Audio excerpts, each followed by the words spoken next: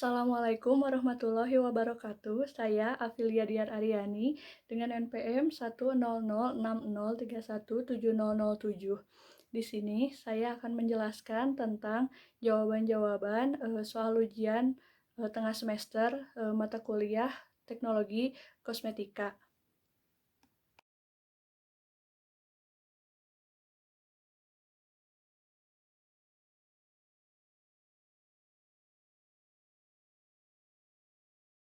Nomor 1. Jelaskan dan sebutkan mekanisme pembersihan kulit. Pembersihan kulit adalah tahap awal perawatan dari setiap aplikasi kosmetik. Pembersihan kulit dilakukan untuk mengeluarkan berbagai zat tidak berguna yang ada pada permukaan kulit, seperti minyak yang sudah tercampur oleh kotoran, sel keratin epidermal yang sudah terlepas, dan kosmetika lama yang masih menempel di permukaan kulit.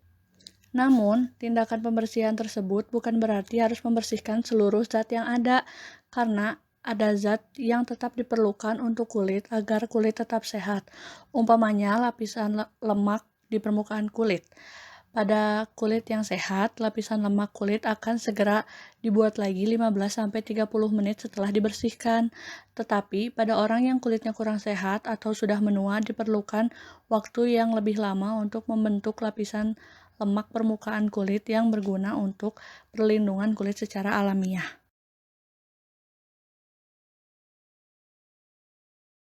Mekanisme pembersihan kulit ada 4. Yang pertama, pelarutan, merupakan proses pembersihan dengan menggunakan air mengalir untuk mengangkat kotoran. Jadi, membersihkannya dengan cara melarutkan kotoran-kotoran yang dapat larut dalam air. Yang kedua, ada adsorpsi, merupakan proses pembersihan dengan cara menjerap kotoran dan juga minyak pada permukaan kulit yang terikat pada suatu padatan atau cairan yang akhirnya membentuk suatu lapisan tipis atau film pada permukaannya. Contohnya yaitu kertas minyak. Yang ketiga, ada emulsifikasi atau surfaktan. Emulsifikasi dan bahan pelarut solubilizer melingkupi dan memasuki kotoran serta menjaga kotoran berada di campuran air dan deterjen, sehingga kotoran dapat dibilas pada akhir proses.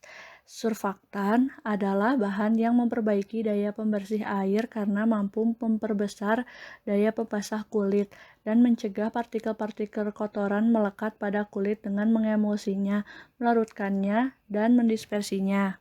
Surfaktan adalah bahan yang dapat mengikat kotoran-kotoran ataupun minyak yang bersifat nonpolar dan membentuk misel. Sebelumnya, proses emulsifikasi ini terdiri dari air dan deterjen, di mana di dalam deterjen itu terdapat surfaktan. Nah, ketika deterjen dilarutkan dengan air, maka surfaktan mulai dapat bekerja untuk mengikat senyawa-senyawa yang nonpolar untuk mereka membentuk menjadi misel. Setelah terbentuknya menjadi misel, akan tercampur dengan air, yang mana di situ terjadi proses emulsifikasi, sehingga mempermudah pada pembilasan di akhir proses. Yang keempat, ada bantuan mekanik. Merupakan proses pembersihan dengan menggunakan bantuan gerakan penggosokan sehingga dapat membersihkan kotoran yang menempel pada permukaan kulit. Nah, gerakan ini biasanya dilakukan secara memutar untuk membantu mengeluarkan kotoran-kotoran ataupun minyak yang ada di dalam pori-pori permukaan kulit.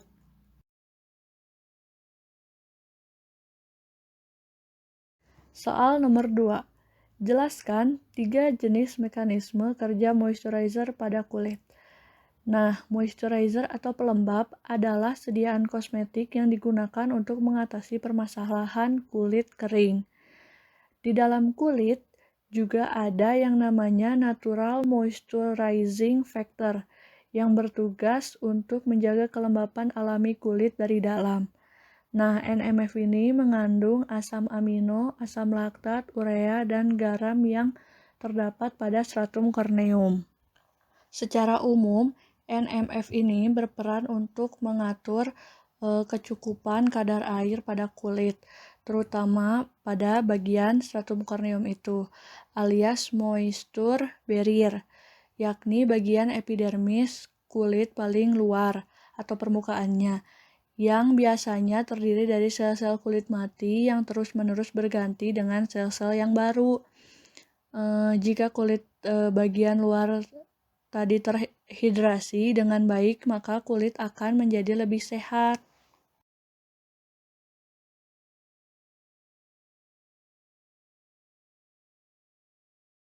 Berikut ini adalah 3 jenis mekanisme kerja dari moisturizer. Yang pertama ada oklusif. Oklusif ini memiliki kemampuan meningkatkan dan menjaga kelembapan pada kulit dengan memberikan lapisan pelindung. Nah, lapisan pelindung itu berbentuk lapisan lemak. Lapisan lemak ini berguna agar dapat mencegah berkurangnya kadar air pada kulit. Jadi, air yang sudah masuk atau yang sudah diserap oleh kulit tidak akan keluar lagi karena dihalangi oleh lapisan lemak ini. Nah, untuk mengunci kelembapan pada kulit ini, oklusif kerap hadir dalam tekstur yang cenderung lebih berat, seperti petroleum, wax, silikon, zinc oxide, dan minyak seperti castor oil atau jojoba oil. Agen oklusif yang paling populer adalah petrolatum atau biasanya dikenal dengan petroleum jelly yang mampu menahan kadar air dalam kulit hingga 98%. Mekanisme yang kedua ada humektan. Humektan memiliki kemampuan sebagai agen untuk meningkatkan kelembaban kulit dengan cara menyerap molekul-molekul air dari luar. Lapisan luar kulit memiliki sifat hidrofil, maka dari itu, air dapat masuk ke dalam epidermis. Jika menggunakan moisturizer yang mengandung humektan, kandungan ini akan bekerja secara aktif untuk mengikat air dari udara dan menempelkannya pada kulit untuk membantu menghidrasi permukaan kulit. Meskipun memiliki manfaat hidrasi, humektan bila dipakai dalam kadar yang tinggi berpotensi untuk menyebabkan iritasi pada kulit. Mekanisme kerja moisturizer yang terakhir yaitu emolien. Emolien memiliki kemampuan sebagai agen pengental konsistensi produk dan melembabkan serta melembutkan kulit yang terasa jauh lebih halus. Emolien bekerja dengan mengisi celah-celah dan kerak yang terdapat pada sel kulit. Emolien ini akan meninggalkan kulit dalam keadaan lembut, kenyal, dan lembab, namun tidak selalu bertahan lama. Beberapa emolien ini juga sekaligus menjadi agen oklusif sehingga dapat membuat kulit lembab dan lebih tahan lama. Dalam moisturizer, penggunaan emolien lebih sering ditemukan adalah plant oil, mineral oil, sea butter, cocoa butter, petrolatum, dan fatty acid seperti lanolin. Sedangkan untuk produk skincare maupun kosmetik, emolien yang paling sering digunakan yaitu oil atau lipid seperti stearic acid, linoleic, lauric, oleic, dan ceramides. Soal nomor 3. Sebagai formulator, saudara diminta untuk membuat sediaan kosmetik untuk bayi. Jelaskan apa saja pertimbangan saudara dalam menganalisis formula yang dibuat.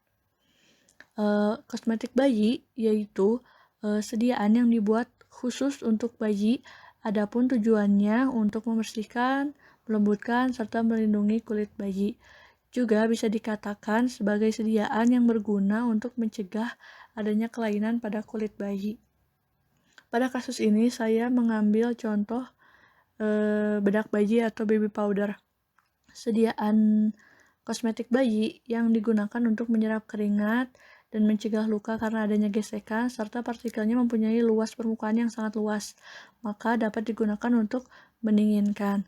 Syarat bedak bayi adalah harus dapat mencegah gesekan, harus dapat menyebar dengan baik, dan luas permukaannya yang besar.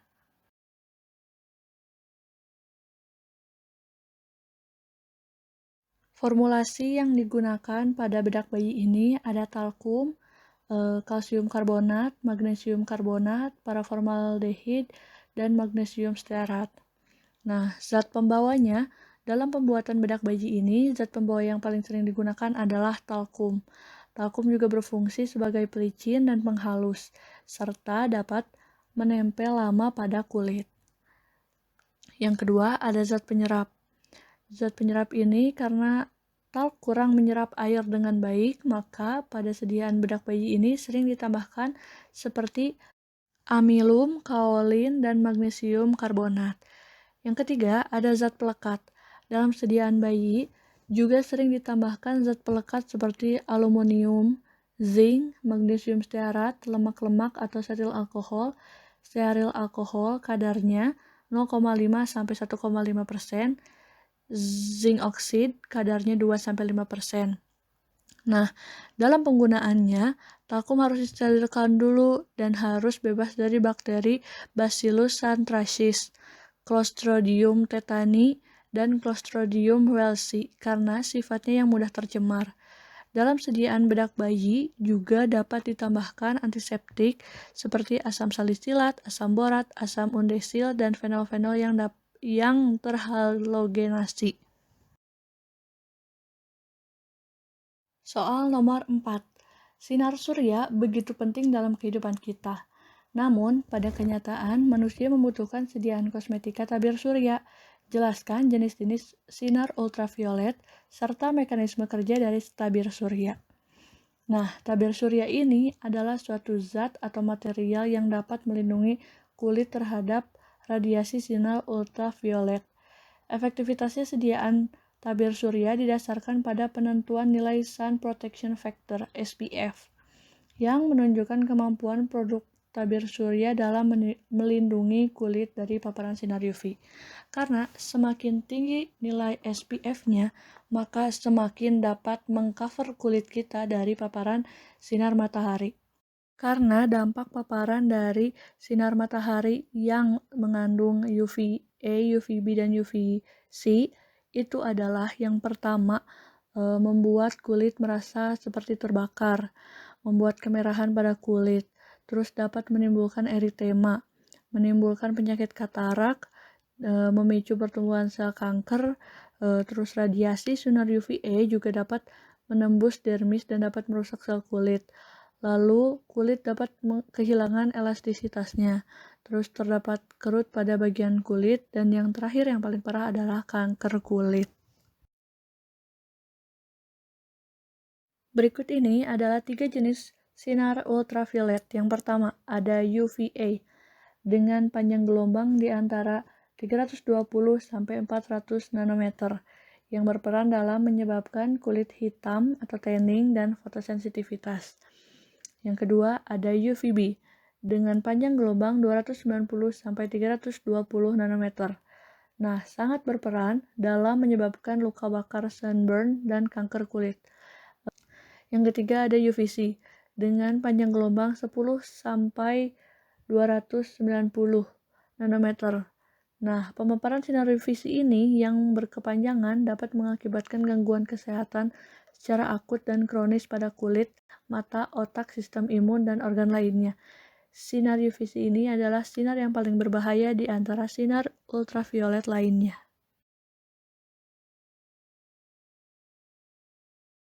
Berdasarkan mekanisme kerjanya, tabir surya dapat dibedakan menjadi 2. Yang pertama, tabir surya fisik atau anorganik. Tabir surya fisik atau dapat juga disebut dengan physical blocker ini merupakan tabir surya yang diformulasikan dari bahan kimia yang memiliki mekanisme ultraviolet blocking dengan cara memantulkan atau reflektor menghamburkan scatter sinar ultraviolet. Kemampuannya berdasarkan ukuran partikel dan ketebalan lapisan. Beberapa contoh bahan aktif yang memiliki mekanisme ini biasanya digunakan dalam sediaan tabir surya adalah zinc oxide dan titanium dioksida. Yang kedua, tabir surya kimiawi atau organik.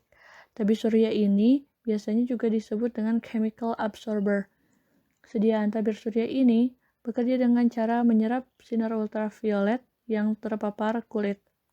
Kerugiannya yang dilaporkan beberapa konsumen tabir surya ini adalah adanya rasa gatal dan iritasi kulit.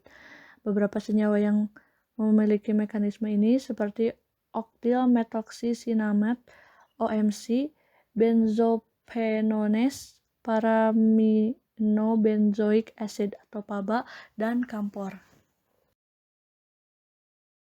Terima kasih, sekian video dari saya. Wassalamualaikum warahmatullahi wabarakatuh.